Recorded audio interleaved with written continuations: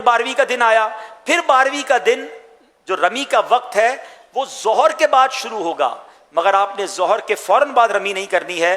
12 ذوالحجہ کو سب سے زیادہ رش ہوتا ہے، کیونکہ سب کو رمی کر کے واپس مکے جانا ہوتا ہے، کیونکہ اب تو مینا سے وائنڈ اپ ہو رہا ہے، تو آپ نے اس وقت بھی جلدی نہیں کرنی ہے۔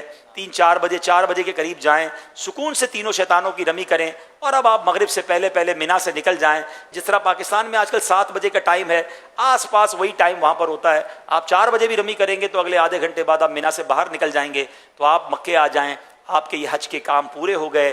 اب اس کے بعد آپ جب تک مکے میں ہیں عمرے کریں، طواف کریں۔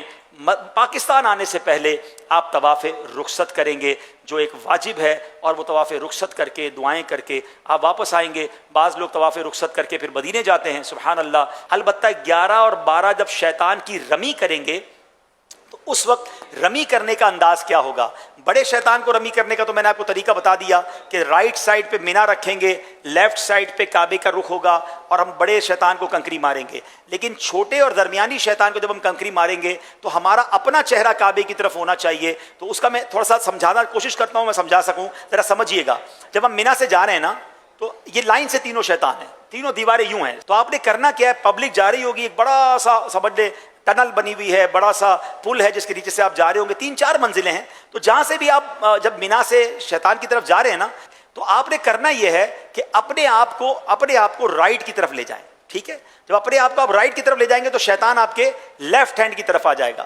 اب جب آپ شیطان کے سامنے آئیں گے تو اب آپ نے کراس کھڑے ہونا ہے، کیونکہ قبلہ ادھر ہوگا، آپ کو نظر آ جائے گا قبلہ رخ، تو آپ نے شیطان کو کنکریاں مارنی ہے 7 چھوٹے شیطان کو، 7 درمیانی شیطان کو۔ جب اس کو مار لیں گے تو جب بڑے شیطان کی طرف جائیں گے تو اب اپنے رائٹ کی بجائے آپ نے لیفٹ کی طرف چلنا شروع کرنا ہے، اور شیطان کو اپنی دائیں طرف لے آنا ہے۔ جب شیطان کو دائیں طرف لے آئیں گے تو پھر وہ ہو جائے گا لیفٹ پہ کعبہ ہو جائے گا، رائٹ پہ مینا ہو جائے گا، اور آپ شیطان کو کنکریاں مار لیں گے۔ کسی تجربے کار حاجی کے ساتھ ہوں گے تو یہ ہو جائے گا، اور اگر ایسا نہ ہو سکے کسی بھی رخ سے ماریں گے تو وہ مارنا ٹھیک ہے، یہ سنت طریقہ ہے۔ اچھا، ایک اور بڑا پیارا انداز کتابوں میں یہاں دعا کا لکھا کہ چھوٹے اور درمیانی شیطان کو جب رمی کریں گے نا تو رمی کر کے اب دعا کرنی ہے۔ تو دعا میں ہم نارملی تو ہاتھ آسمان کی طرف اٹھاتے ہیں نا، ایسا نہیں ہے۔